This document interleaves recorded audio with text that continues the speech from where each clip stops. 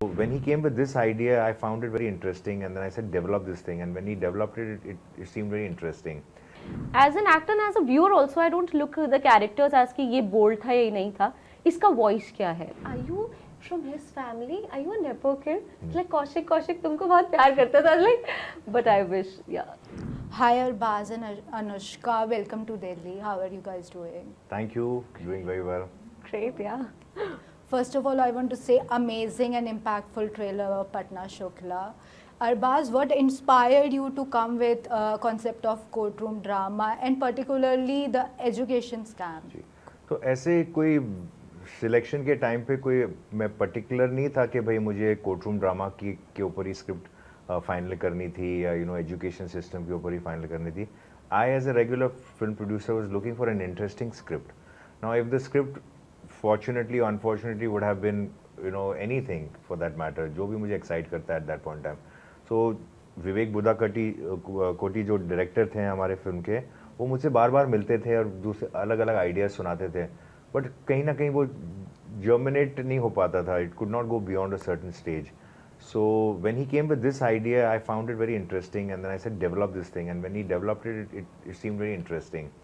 Now it happened to be an interesting story, which was a small town, about a lawyer, about a girl who was from a marginalized community, जो अपने paper खुलवाना चाहती थी क्योंकि उसको अपने suspect करती थी कि उसके जो मार्क्स हैं वो सेम नहीं है, एंड जो उसको ऑब्स्टिकल्स और ऑपोजिशन होता है, and how they fight the system and how they whatever जो हैपेंस, जो फिल्म के अंदर आप देखोगे जब रिलीज होगी फिल्म. तो कहानी इंटरेस्टिंग थी. I was not very particular कि भाई एजुकेशन सिस्टम या कोर्ट रूम के ऊपर, but I have no reservation. अगर कोई अच्छी कहानी है तो चाहे वो कोर्ट रूम ड्रामा हो या कोई एजुकेशन सिस्टम पे हो, I would still make it. So this was the reason why I got involved. Anushka, you have come a long way, making debut with S.P. Chauhan. You did Maharani, Thar, Boys Hostel, Crush course, and latest the Love Stories too. Yeah. So कैसा सफर रहा industry में अभी तक? I mean, definitely. I'll say कि मेरे साथ एक अच्छी चीज़ जो ये हुई कि I was just passed on from one good hands to the other. तो मुझे ये लगता है कहीं ना कहीं जब लोग बोलते हैं कि और ऐसे बोलते हैं, आप कभी अपनी लाइफ को ऐसे टाइमलाइन पे नहीं देखते हो. आप when you ask such questions you really want to recapitulate and you want to look at it like that. तो definitely यार, and the kind of filmography you said, कई बहुत ज़्यादा mixture of characters हैं जो कि मुझे as an actor सबसे amazing चीज़ लगती है कि just the start, but I think I was picked by good people. I'll say that. So आपने बोला कि बहुत सारे अलग अलग कैरेक्टर्स निभाए. अभी रिसेंटली आपने बोल्ड कैरेक्टर निभाया रेखा का, एंड नाउ गरिमा. तो कैसा ट्रांसफॉर्मेशन रहा? कैरेक्टर निभाया है, and this is Rinki Kumaris character I am playing. तो कैसा ट्रांसफॉर्मेशन, मतलब ट्रांसफॉर्मेशन? या डेफिनेटली एंड आई थिंक क्योंकि दोनों का प्लेसमेंट कहीं ना कहीं अलग है. It's not only as an actor and as a viewer also, I don't look the characters as कि ये बोल्ड था या नहीं था. इसका वॉइस क्या है, और दोनों का बहुत अलग वॉइस था. दोनों का वर्ल्ड बहुत अलग है, दोनों के स्ट्रगल स्टाइल से बहुत अलग है. वो किसी बहुत अलग चीज़ से जूझ रही थी जहाँ से उसको निकल के बाहर आना था, बट उसके हाथ में उतनी चीज़ें नहीं थी. वो क्या कहना चाहिए, रेखा का कैरेक्टर कहीं ना कहीं बहुत ज़्यादा दबावा था. मेरा जो कैरेक्टर रिंकी है उसमें वो बहुत ज़्यादा चीज़ है कि she comes with a lot of angst, she comes with a lot of enthusiasm, and as a young blood she is like कि मुझे नहीं पता, मैं तो लड़ जाऊंगी बीट सिस्टम से, मुझे ये भी नहीं पता कि मुझे किससे लड़ना है.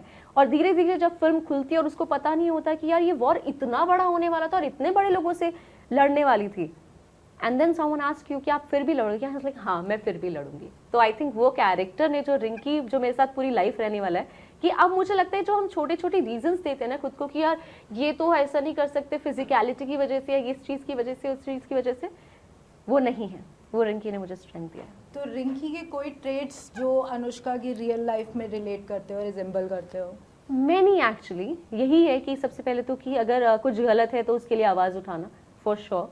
तो मुझे नहीं पता मैं रियल लाइफ में कितना ज़्यादा कर पाती हूँ नहीं कर पाती हूँ, बट हाँ रिंकी प्ले करने के बाद अब शायद थोड़ा और ज़्यादा कर पाऊंगी.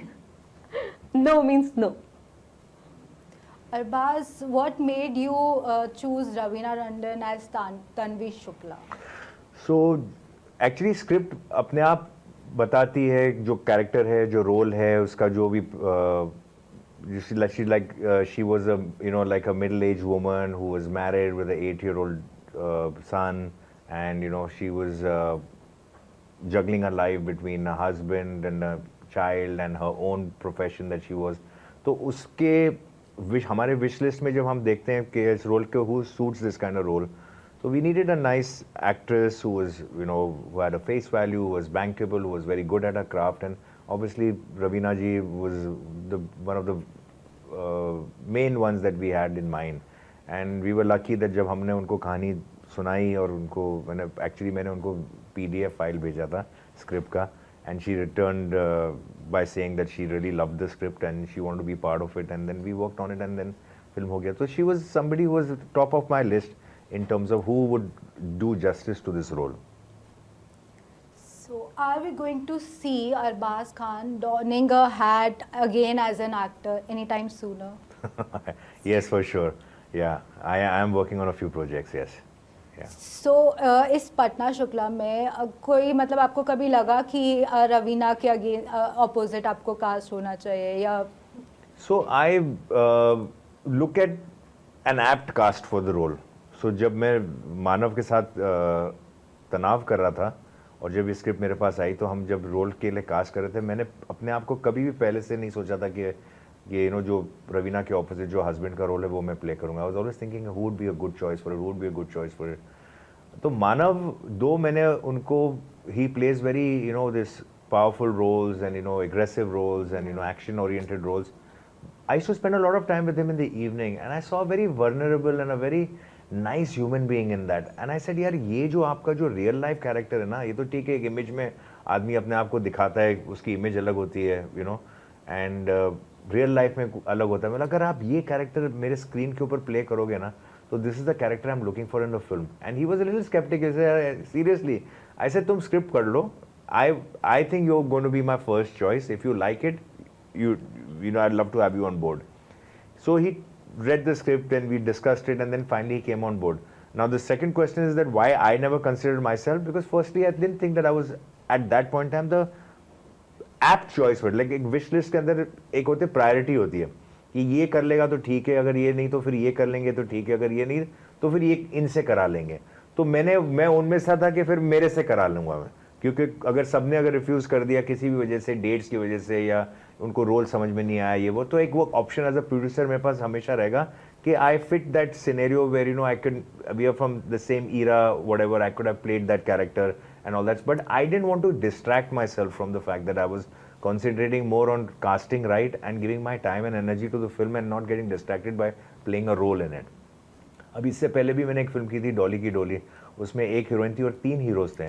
आई कुड हैव वेरी, एंड वो कुछ 10 साल पहले फिल्म बनी थी, तो I could have very well cast myself in any one of those roles and say कि यार I am producing the film, 3 role हैं भाई, मैं एक रोल कर लेता हूँ. But I didn't think that I was suited even for any of those roles. The kind of characters that been developed, I felt they were better actors at that point in time who would do justice to that role. So I'm very fair and just when it comes to films that I produce, because I don't want to miss out on the right casting. तो फिर अगर कोई मेरा दोस्त भी होगा ना, तो मैं उसको शायद नहीं कास्ट करूंगा, because I don't think that I'm doing justice to him or to me. So this whole thing about I'm very particular about who's the right technician, who's the right cast for the film, because it's a film, we जैसे बोलते हैं ना कि it'll go into the archives. हम रहे ना रहे, हमारी फिल्में हमारे बाद भी रहेंगी. तो आप ऐसा काम करके जाओ जो लोगों को पसंद आए, लाइक कि भाई ठीक है, you done justice to the work that you done. तो सेट्स पे कौन ज़्यादा फन मस्तीखोर था, अनुष्का या Raveena?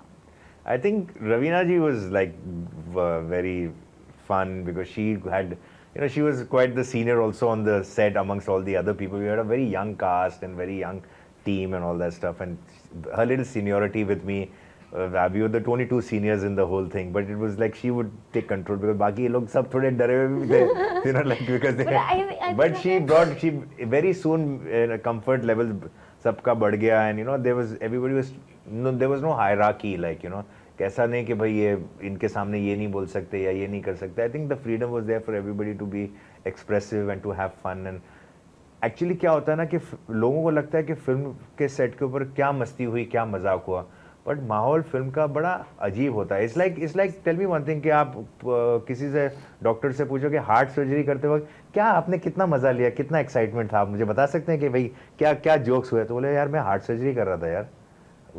Why would I have any comedy or jokes on it? So a film set is actually a very serious business.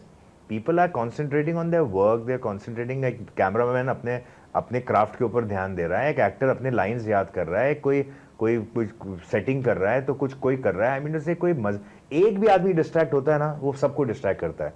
तो this whole concept के यार set पे क्या मजे हुए, वो स्ट्रे मजे कोई ब्रेक वगैरह में हो जाता है, बट कोई मजे करने नहीं जाता है सेट के ऊपर. सब काम करने जाते हैं सेट के ऊपर. तो कभी कभी कहानियां नहीं निकल आती कि भाई यार अरे बताओ तो सही क्या मजा आया. अरे भाई सुबह से लेके शाम तक काम ही कर रहे थे, उसी पे ध्यान था हमारा. वो तो जब पैकअप हुआ उसके बाद मजे कर रहे थे, सेट पे कुछ नहीं हुआ था. राइट है ना? Of course, and I think because Because one everybody person, wants to every get one it person who's right. distracted will distract everybody else. Anushka, आपने सतीश कौशिक जी के साथ पहले भी काम किया है और अभी इस फिल्म में भी काम किया है, तो कैसा एक्सपीरियंस रहा और कैसे एक कोई ऐसी चीज़ जो आपने उनसे सीखी हो जो आप अपनी लाइफ में और करियर में यूज़ करते हो? बहुत, आई मीन, और मैं इसलिए मैं बीच में बोलना चाहती थी, मैं बीच में बोला नहीं because then sir was saying कि उन्होंने एक ऑप्शन नहीं डाला कि who was the funniest. Satish Kaushik sir actually, he was actually. Yeah. he's a kid who will find, मतलब I still use a present tense for Yeah. him, man. I Yeah, still we all miss him, seriously. He was so amazing as a person, as an actor, and it's very unfortunate that the film is releasing and he's not amongst us. It's very sad, and and even that Hammer also, no, क्योंकि उन्होंने जज साहब का जब character किया तो उन्होंने क्या, he used to fight like a kid. He was curious about life. उनको उसमें मजा आ रहा था, पता है कि टक टक, and he always used to like call me Kaushik Kaushik Kaushik Kaushik. यार तू सुन नहीं रहे? मैंने कहा हाँ सर ये रही. तो हमेशा कह रहे अगर ये फिल्म पहले बन रही होती, पता है मैं कैसे करूँ, तमाम दलीलों और गवाहों को मद्देनजर रखते हुए, and he used to enjoy that a lot.